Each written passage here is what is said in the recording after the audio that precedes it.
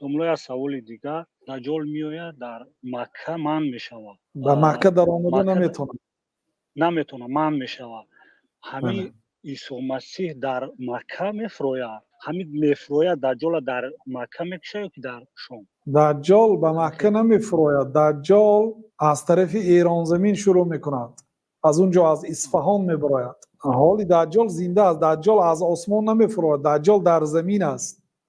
تمیم داری در یکی از جزیره ها دجال دیدم به چشمشون، قطعش صحبت کردم، آمده به پیامبر صلی الله علیه وسلم نقل کردم. بنابراین پیامبر صلی الله علیه وسلم گفتن که حدثنی تمیم الداری، و من تمیم داری گفته سخن گفته. اینا علمای حدیث در روایت الاکابری یعنی الاصاغری در این نوعی بخش علمی حدیث آوردن، روایتی بزرگان از خردسالها، روایتی استادها از خردسالها.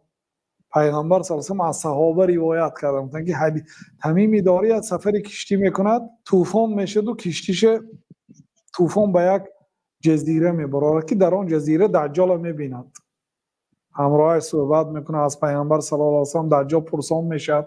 دجال هم مسیحی دجال گفته میشد. دیروز کدام برادر سوال نوشته بود در زیر کدام نوار که برای چی حضرت عیسی هم مسیح میگنم دجال هم مسیح گفته میشد. حضرت عیسی حالی بیان کردیم که برای آنکه با دستشان بیمارها را مسح میکردن، سرش مالان کل مو میبرمد، پیس مالان شفا میشد جلدش، چشم اگر نابینا باشد چشمش یک مسح کنم بینا میشد، از کلمه مسح.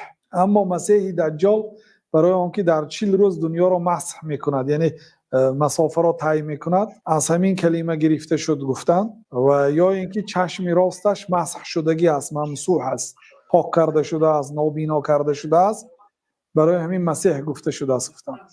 مسئله مسیح بله غیر مکه و مدینه به تمام کشورهای دنیا میگردد و حضرت عیسی علیه السلام بعد او را میکشند.